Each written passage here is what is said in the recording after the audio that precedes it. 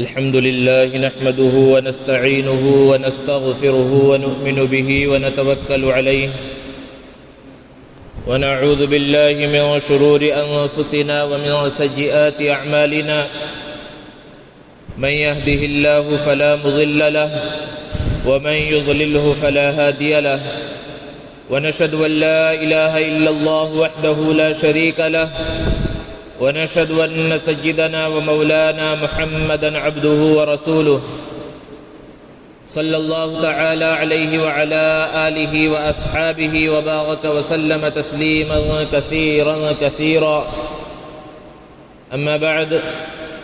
فأعوذ بالله من الشيطان الرجيم بسم الله الرحمن الرحيم فإن آمنوا بمثل ما آمنتم به فقد اهتدوا صدق الله العظيم۔ معزز سامعین کرام، بزرگوں اور دوستو،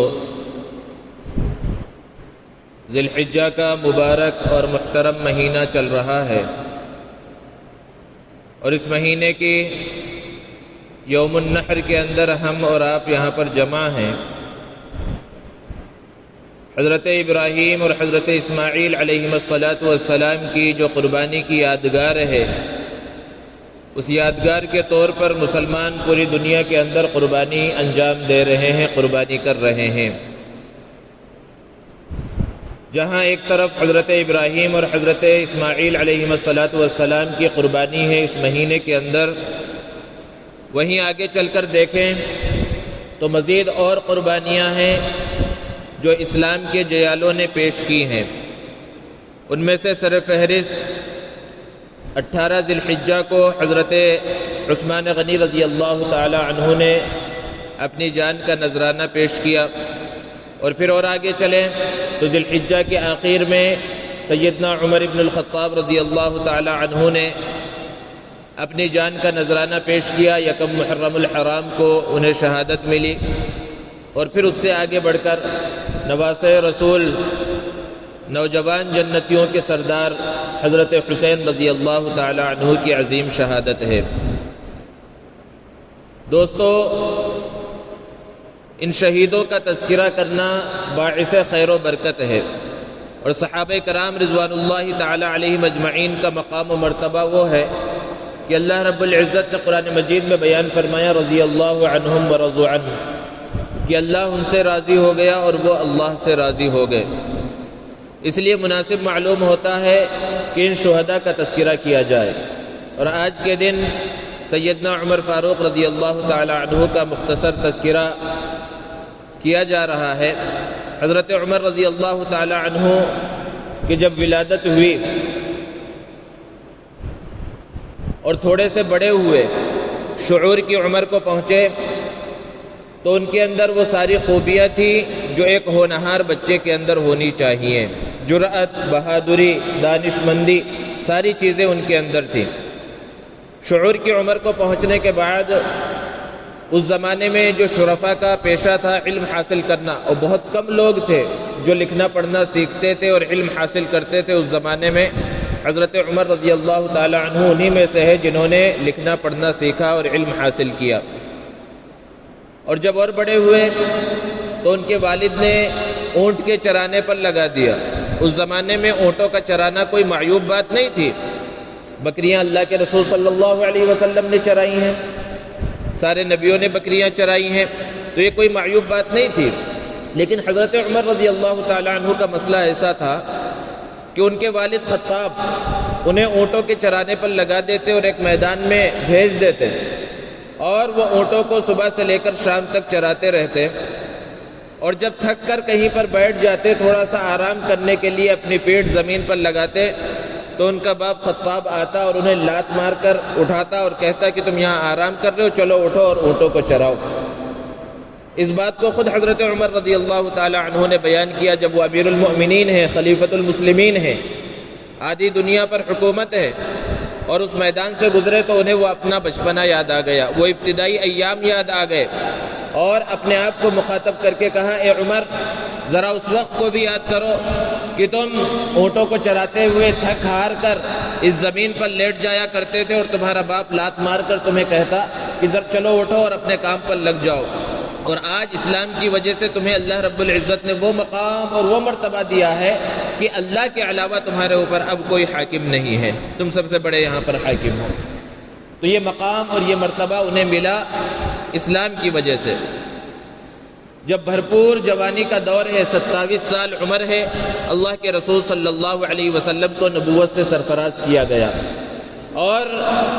جب اللہ کے رسول صلی اللہ علیہ وسلم نے اسلام کا پیغام لوگوں کے سامنے رکھا تو بہت سے لوگوں کو یہ پیغام پسند نہیں آیا۔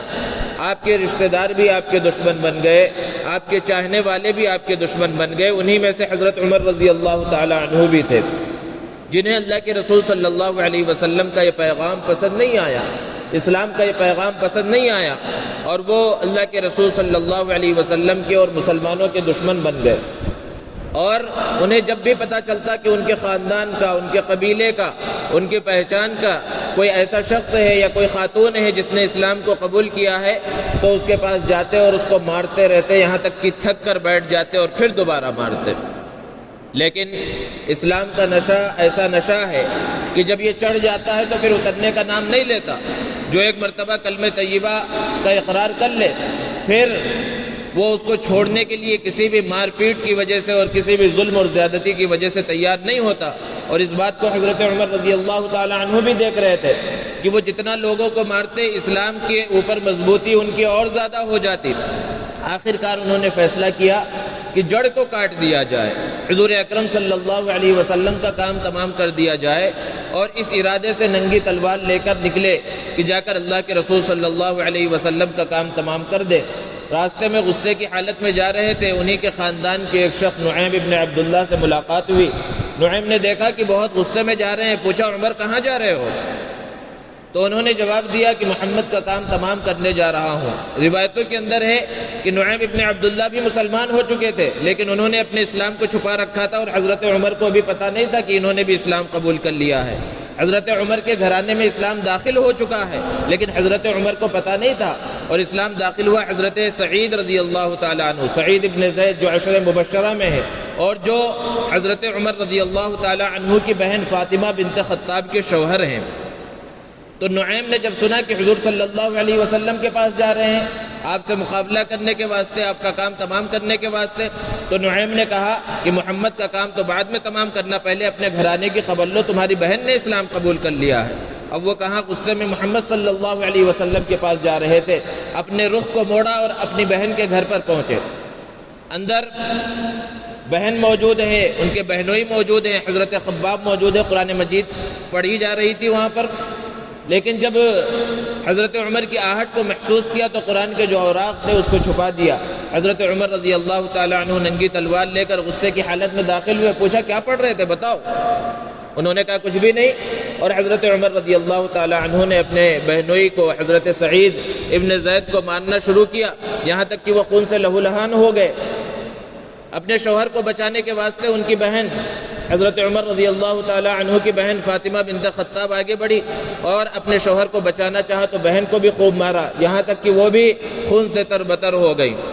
اور شاعر نے اس نقشے کو کھینچا ہے کہ بہن بولی عمر ہم کو اگر تو مار بھی ڈالے، بہن بولی عمر ہم کو اگر تو مار بھی ڈالے، شکنجوں میں کسے یا بوٹیاں کتوں سے نچوا لے، مگر ہم دین حق سے ہرگز پھر نہیں سکتے، بلندی معرفت کی مل گئی ہے گر نہیں سکتے۔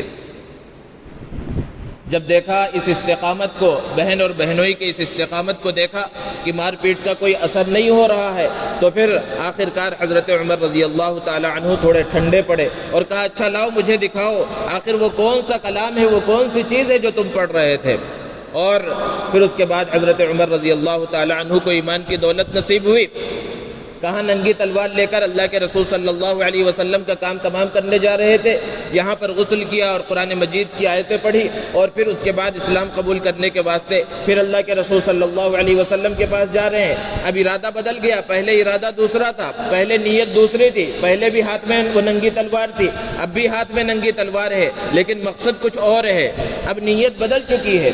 دل کی دنیا بدل چکی ہے۔ اللہ کے رسول صلی اللہ علیہ وسلم کے پاس اب جا رہے ہیں۔ اللہ کے رسول صلی اللہ علیہ وسلم دار ارقم میں موجود رہتے تھے۔ صرف 40-50 لوگ اس وقت تک مسلمان ہوئے تھے۔ چھپ چھپ کر نمازیں پڑھی جاتی تھی، چھپ چھپ کر عبادتیں کی جاتی تھی۔ حضرت عمر رضی اللہ تعالی عنہ اسی ننگی تلوار کے ساتھ دار ارقم پر پہنچے۔ دروازہ کھٹکھٹایا، اندر سے لوگوں نے جھانک کر دیکھا تو کہا کہ حضرت عمر رضی اللہ تعالی عنہ ہے اور ہاتھ میں ننگی تلوار ہے۔ حضرت حمزہ رضی اللہ تعالی عنہ جو اللہ کے رسول صلی اللہ علیہ وسلم کے چچا ہیں اور کچھ دن پہلے انہوں نے اسلام قبول کیا تھا، انہوں نے کہا دروازہ کھول دو، آنے دو، اگر اچھی نیت سے آیا ہے ہم استقبال کریں گے، اور اگر نیت اچھی نہیں ہے اسی کی تلوار سے اس کا کام تمام کر دیا جائے گا۔ دروازہ کھلا، حضرت عمر رضی اللہ تعالی عنہ اندر تشریف لائے۔ اللہ کے رسول صلی اللہ علیہ وسلم نے پوچھا عمر کیوں آئے ہو، کس ارادے سے آئے ہو، کس نیت سے آئے ہو؟ حضرت عمر رضی اللہ تعالی عنہ نے کہا اسلام قبول کرنے کے واسطے آیا ہوں، کلمہ شہادت پڑھا اور مسلمان ہو گئے۔ جتنے مسلمان وہاں پر موجود تھے 40-50 کی تعداد میں، سب نے نعرہ تکبیر لگائی وہاں پر اور سب خوشی کے اندر جھوم اٹھے۔ حضرت جبرائیل علیہ السلام فوراً اللہ کے رسول صلی اللہ علیہ وسلم کے پاس آئے اور عرض کیا اللہ کے رسول، حضرت عمر کے اسلام لانے کی وجہ سے زمین پر مسلمانوں نے خوشیاں منائی اور آسمان پر فرشتوں نے اس کے اسلام کی وجہ سے خوشیاں منائی ہیں۔ تو سارے صحابہ جو ہیں وہ حضور صلی اللہ علیہ وسلم کے مرید ہیں اور حضرت عمر رضی اللہ تعالی عنہ مراد ہیں اللہ کے رسول صلی اللہ علیہ وسلم کے۔ اللہ کے رسول صلی اللہ علیہ وسلم نے خود انہیں مانگا۔ روایت کے اندر ہے کہ اللہ کے رسول صلی اللہ علیہ وسلم نے دعا فرمائی تھی کہ حضرت عمر کے ذریعے یا ابو جہل جو اس زمانے میں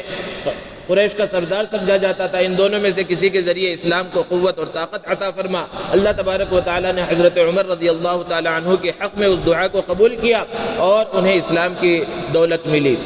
اور جب مسلمان ہوئے فوراً کہا اللہ کے رسول صلی اللہ علیہ وسلم جب ہم حق پر ہیں تو ہم علی الاعلان اور کھلم کھلا جو ہے عبادت کریں گے، نماز پڑھیں گے۔ اب یہاں دار ارقم میں اب تک نمازیں ہو رہی تھی، چھپ چھپ کر عبادت کی جا رہی تھی۔ اب 2 صفیں بنی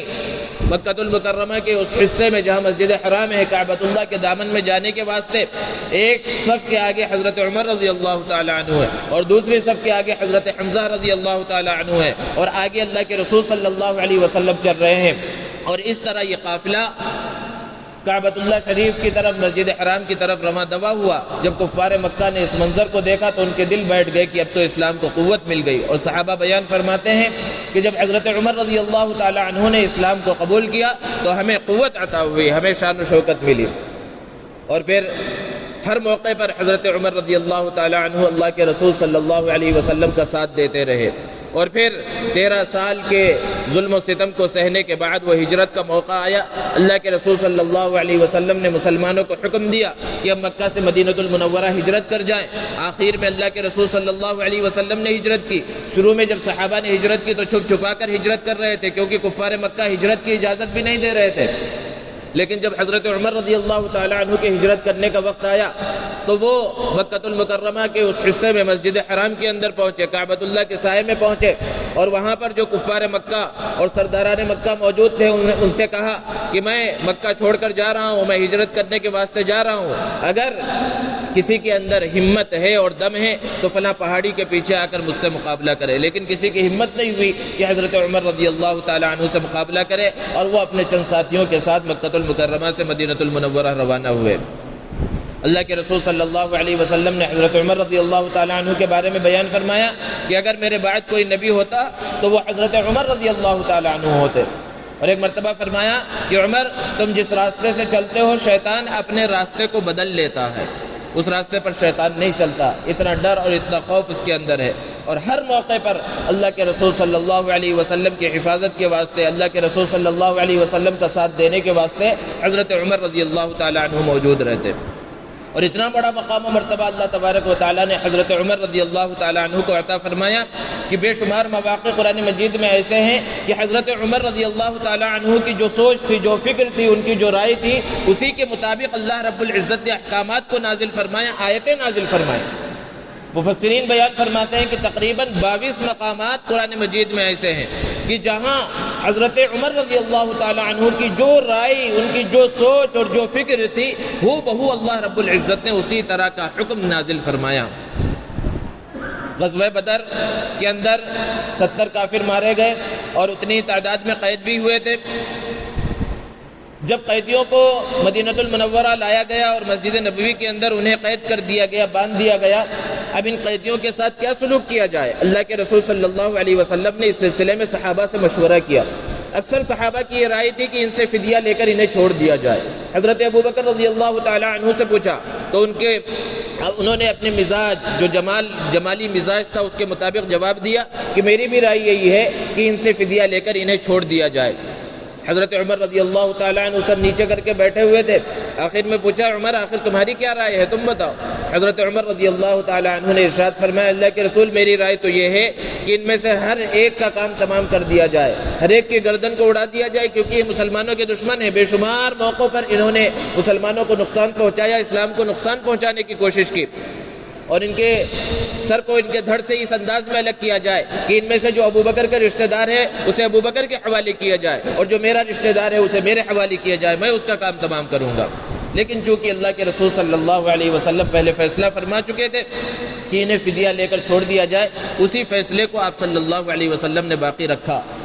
حضرت جبرائیل علیہ السلام فوراً اللہ کا پیغام لے کر نازل ہوئے، ما کان لنبی ان یکون له اسری حتی یثخن فی الارض، کہ نبی کے واسطے یہ بات مناسب نہیں ہے کہ قیدی اس کے پاس رہیں اور پھر وہ انہیں چھوڑ دیا جائے اور وہ زمین میں جا کر فساد مچائیں۔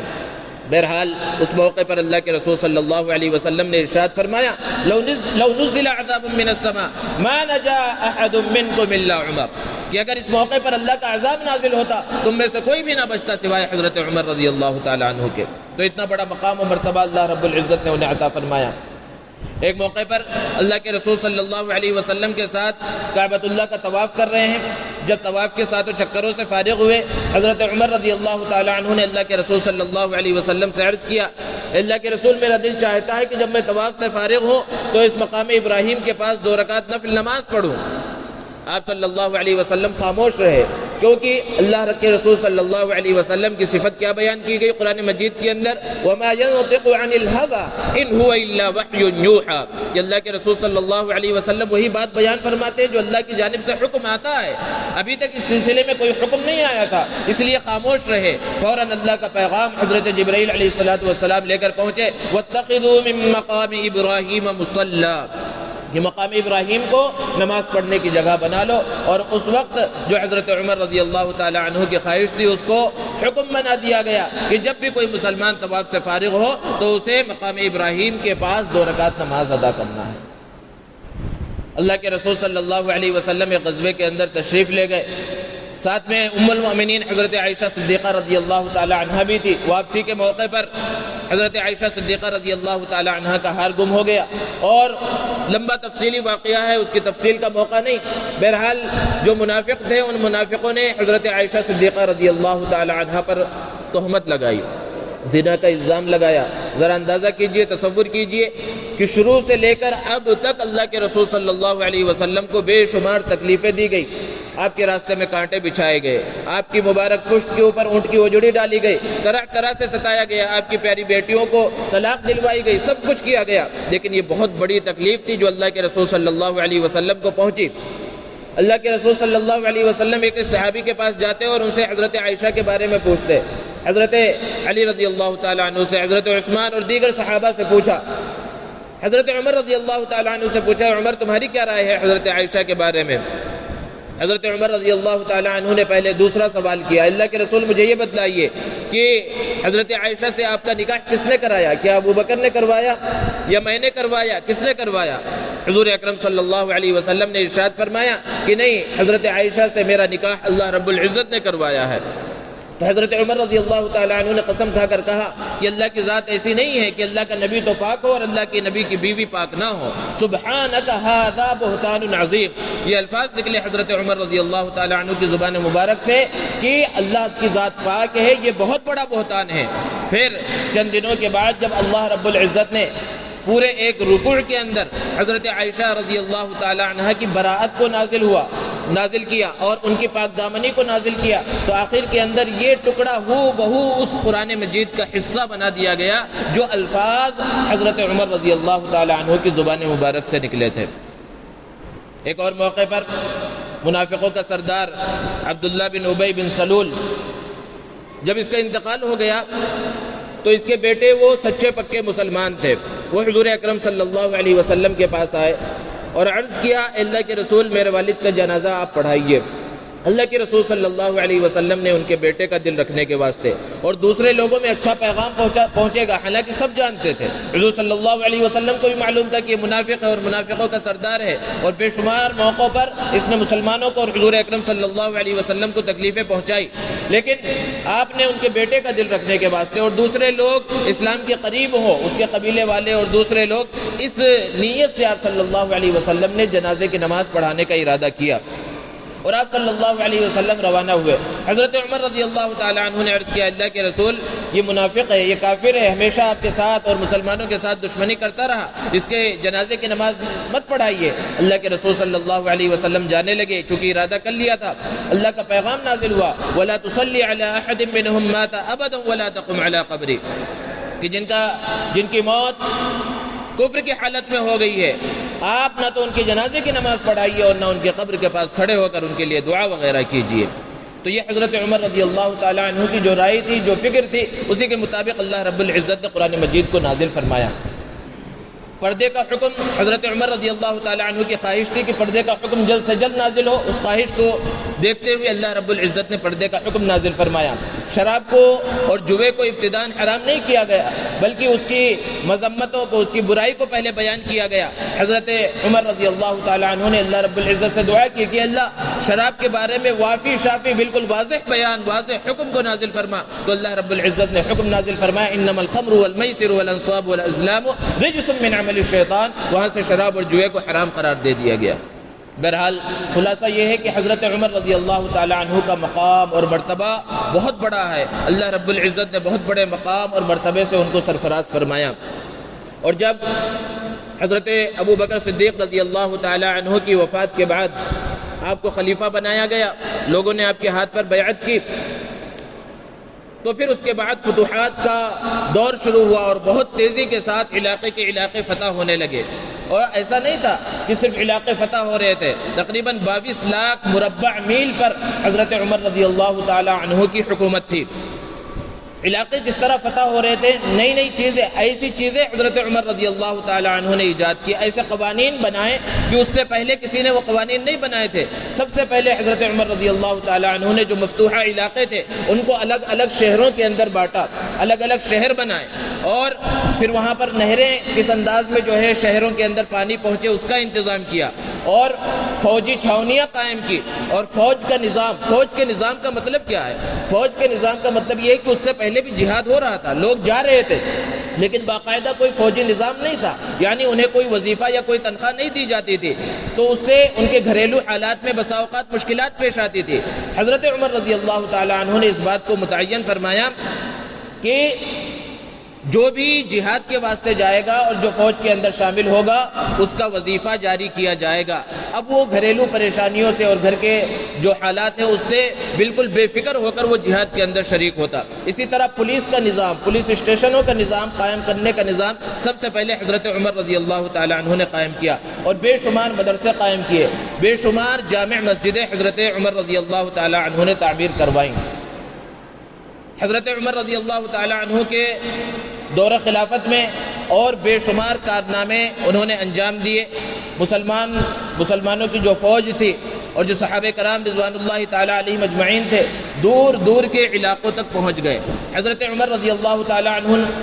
ایک مرتبہ رات میں گشت کر رہے ہیں، عام لباس پہن کر کے کوئی انہیں پہچان نہ سکے، وہ گشت کے اوپر جایا کرتے تھے۔ گشت کرتے ہوئے ایک گھر کے سامنے سے گزرے تو وہاں پر ایک بچے کے رونے کی آواز آ رہی تھی،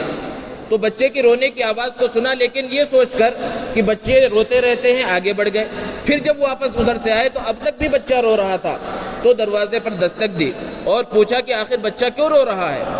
تو ایک بوڑھی عورت نے جواب دیا جو اس بچے کی دادی تھی کہ اس کی ماں اسے زبردستی باہر کا کھانا کھلانے کی کوشش کر رہی ہے، اپنا دودھ نہیں پلا رہی، اس وجہ سے یہ بچہ رو رہا ہے۔ حضرت عمر رضی اللہ تعالی عنہ نے پوچھا کہ ابھی تو اس بچے کی دودھ پینے کی عمر ہے، پھر اس کا دودھ کیوں چھڑانے کی کوشش کی جا رہی ہے؟ اس کو دودھ کیوں نہیں پلایا جا رہا؟ تو اس بوڑھی عورت نے، اس کی دادی نے جواب دیا کہ دراصل آپ کی حکومت نے یہ قانون بنایا ہے کہ بچے کا وظیفہ اس وقت جاری کیا جائے جائے گا جب وہ باہر کی غذا کھانے لگے. جب تک ماں کا دودھ پیے گا اس کا وظیفہ جاری نہیں کیا جائے گا. ہمارے پاس پیسے کم ہیں اس لیے اس کی ماں چاہتی ہے کہ جلدی یہ باہر کا کھانا کھانے لگے تاکہ آپ کی حکومت اس کے لیے وظیفہ جاری کرے.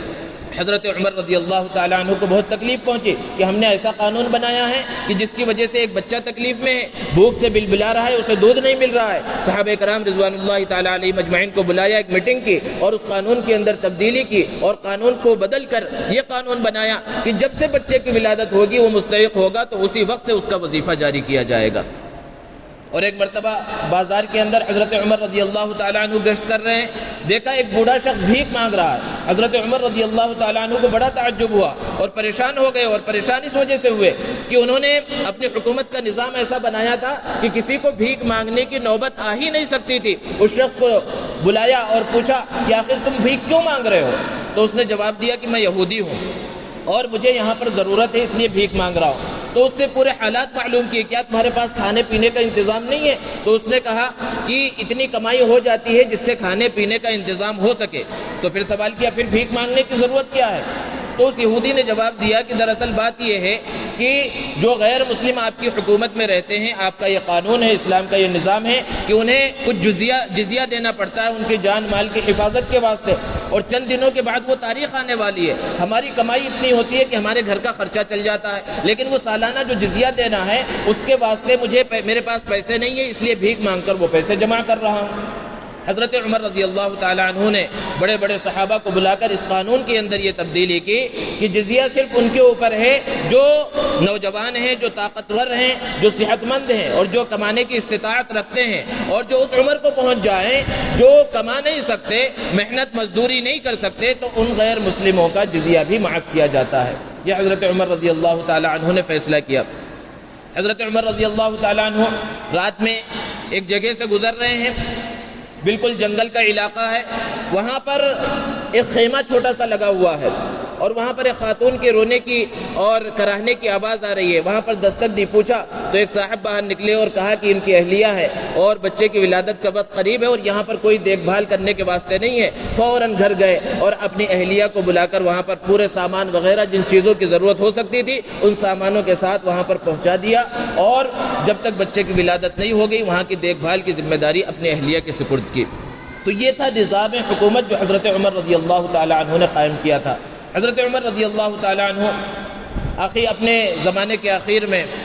حج یا عمرے کے واسطے گئے, اور جب واپس آ رہے تھے راستے میں رات ہو گئی, اور رات میں کھلے آسمان کے نیچے لیٹ گئے آرام کرنے کے واسطے. آسمان پر ستارے نظر آ رہے تھے, چاند بھی چمک رہا تھا. اس وقت اللہ رب العزت سے ایک دعا کی, اللہم انی اسألک شہادتا فی سبیلک ووفاتا فی بلد رسولک. دو دعائیں مانگی اور دونوں عجیب و غریب دعائیں کہ ایک ساتھ دونوں دعاؤں کا قبول ہونا بظاہر ممکن نظر نہیں آتا تھا. اور دعا یہ مانگی, اے اللہ مجھے اپنے راستے میں شہادت کی موت عطا فرما اور اپنے رسول کے شہر میں مجھے موت عطا فرما. اب مدینہ المنورہ جہاں صرف مسلمان ہیں, صحابہ کرام ہیں, وہاں پر شہادت کی موت کیسے مل سکتی ہے؟ شہادت کے واسطے یا تو باہر میدان جہاد میں جانا پڑے گا, اور حضرت عمر رضی اللہ تعالیٰ عنہ کو صحابہ باہر نکلنے ہی نہیں دیتے تھے. ان کی خواہش ہوتی تھی کہ وہ بھی جہاد کے میدان میں جائیں, لیکن صحابہ کہتے تھے آپ یہاں رہ کر حکومت کے نظام کو چلائیے. اور وہاں رہ کر انہوں نے اس طرح حکومت کے نظام کو چلایا, اور ایسی ایسی کرامتیں ظاہر ہوئی کہ منبر پر کھڑے ہو کر جمعے کا خطبہ دے رہے ہیں اور ہزاروں میل دور مسلمانوں کی فوج مقابلہ کر رہی ہے. حضرت ساریہ ان کے جو ہے سردار ہے, اور کفار کے لشکر نے جو ہے مسلمانوں کے فوج کو گھیر رکھا ہے, اور یہاں خطبہ دیتے دیتے ان کی زبان سے الفاظ نکلے, یا ساریہ الجبل, کہ ساریہ پہاڑ کی پناہ لے لو. جو لوگ موجود تھے یہ پریشان ہو گئے کہ ساریہ یہاں کہاں موجود ہے, وہ تو وہاں جو ہے جہاد کے اندر موجود ہے. بعد میں لوگوں نے پوچھا کہ آپ نے درمیان میں ایسی بات کہی جو ہمیں سمجھ میں نہیں آئی, تو انہوں نے بتلایا کہ اصل مسلمانوں کا لشکر مجھے نظر آیا اور ایسا محسوس ہو رہا تھا کہ کفار کے گھیرے میں آ رہے ہیں, تو میں نے انہیں کہا کہ پہاڑ کی پناہ لے لو, اور انہوں نے پہاڑ کی پناہ لی اور مسلمانوں کا لشکر کامیاب ہو گیا, فتح یاب ہو گیا. بعد میں جب وہاں کے لوگ لوٹ کر آئے تو انہوں نے کہا جب ہم پریشانی کے حال میں تھے تو حضرت عمر رضی اللہ تعالیٰ عنہ کی آواز سنی تھی, اور ان کے اس بیان پر, ان کے اس فرمان پر عمل کرتے ہوئے پہاڑ کی پناہ ہم نے لی تھی, تو اس وقت ہمارا جو لشکر تھا وہ بچ گیا تھا کفار سے اور ان کے حملے سے. حضرت عمر رضی اللہ تعالیٰ عنہ ایک موقع پر صرف بیت المقدس گئے، جب وہ علاقہ فتح ہوا تو وہاں کے لوگوں کی یہ خواہش تھی کہ خود خلیفۃ المسلمین آئیں، امیر المؤمنین آئے۔ حضرت عمر رضی اللہ تعالیٰ عنہ وہاں پر تشریف لے گئے اپنے غلام حضرت اسلم کے ساتھ، اور ایک ہی اونٹنی تھی، باری باری سے سوار ہوتے، اور جب بیت المقدس کے قریب، فلسطین کے قریب پہنچنے کا وقت آیا تو باری حضرت اسلم کی تھی، اور ایک خلیفہ ہے، آدھی دنیا کا حکمراں ہے، وہ اونٹ کی نکیل پکڑ کر وہاں پر شہر کے اندر، مفتوحہ علاقے کے اندر داخل ہو رہا۔ یہ حضرت عمر رضی اللہ تعالیٰ عنہ کی صفات تھی، اور آپ کی جو ہے آپ کا اخلاص تھا۔ ممبر پر کھڑے ہوئے ہیں، نیا جوڑا پہن کر خطبہ دے رہے ہیں، عام لوگوں کو یہ اجازت تھی کہ ان سے سوال کر سکتا ہے۔ ایک شخص کھڑا ہو گیا اور کہا کہ مسلمانوں کو جو مال غنیمت ملا تھا اس میں سے جو لوگ جنگ کے اندر شریک تھے انہیں جو کپڑا ملا تھا وہ کپڑا اتنا تھا کہ اس سے ایک مکمل جوڑا نہیں بن سکتا تھا، لیکن آپ تو مکمل جوڑا پہنے ہوئے، آپ کیا آپ نے زیادہ لے لیا مال غنیمت میں سے؟ تو انہوں نے کہا میں نے زیادہ نہیں لیا، میرے بیٹے یہاں پر موجود ہیں، انہیں بھی حصہ ملا تھا، انہوں نے اپنا حصہ بھی مجھے دے دیا، اس لیے دو کپڑوں کو ملا کر مکمل ایک جوڑا بنایا گیا ہے۔ تو بہرحال وہ شہادت کا موقع آیا اور وہ دعا بھی قبول ہوئی۔ حضرت عمر رضی اللہ تعالیٰ عنہ فجر کی نماز کے واسطے مسجد نبوی کے اندر ممبر رسول کے بازو میں محراب رسول کے اندر پہنچے فجر کی نماز پڑھانے کے واسطے۔ صفیں درست ہو گئی اور انہی صفوں کے اندر ایک فارسی مجوسی ابو لؤلؤ فیروز جس کا نام تھا، وہ حضرت عمر رضی اللہ تعالیٰ عنہ کو شہید کرنے کے واسطے، آپ کا حملہ کرنے کے واسطے صف کے اندر شامل ہو گیا۔ اور جب تکبیر تحریمہ کہی گئی اور قرآن مجید کی تلاوت شروع کی گئی، اس نے آگے بڑھ کر 6 بار حضرت عمر رضی اللہ تعالیٰ عنہ پر کیے، اور ایک بار ناف کے نیچے لگا جو سخت مہلک وار تھا۔ حضرت عمر رضی اللہ تعالیٰ عنہ گرنے لگے، لیکن اس سے پہلے حضرت عبد الرحمن ابن عوف رضی اللہ تعالیٰ عنہ کو نماز پڑھانے کے واسطے آگے کر دیا۔ پورے صحابہ موجود ہیں، کوئی کسی نے نماز نہیں توڑی، اور وہاں نماز مکمل کی گئی۔ ایک طرف حضرت عمر رضی اللہ تعالیٰ عنہ درد سے تڑپ رہے ہیں، پھر دارالخلافہ لایا گیا۔ سب سے پہلی چیز حضرت عمر رضی اللہ تعالیٰ عنہ نے پوچھی کہ کیا کسی مسلمان نے تو میرے اوپر حملہ نہیں کیا؟ جب بتلایا گیا کہ ایک مجوسی نے حملہ کیا ہے تو آپ نے اللہ کا شکر ادا کیا، اور پھر اس کے بعد حضرت عائشہ صدیقہ رضی اللہ تعالیٰ عنہ کے پاس اپنے بیٹے کو بھیجا کہ وہ جگہ جو خالی ہے اللہ کے رسول صلی اللہ علیہ وسلم کے حجرے میں، وہاں دفن ہونے کی انہیں اجازت دی جائے۔ اور پھر حضرت عمر رضی اللہ تعالیٰ عنہ بالآخر یکم محرم الحرام کو شہادت کا جام نوش کیا، اور حضور اکرم صلی اللہ علیہ وسلم اور اپنے ساتھی حضرت ابوبکر صدیق رضی اللہ تعالیٰ عنہ کے بازو میں دفن ہوئے۔ اللہ رب العزت سے دعا ہے اللہ تبارک و تعالی ہمارے دلوں کے اندر صحابہ کرام کی سچی پکی محبت عطا فرمائے۔ وآخر دعوانا ان الحمد للہ رب العالمین۔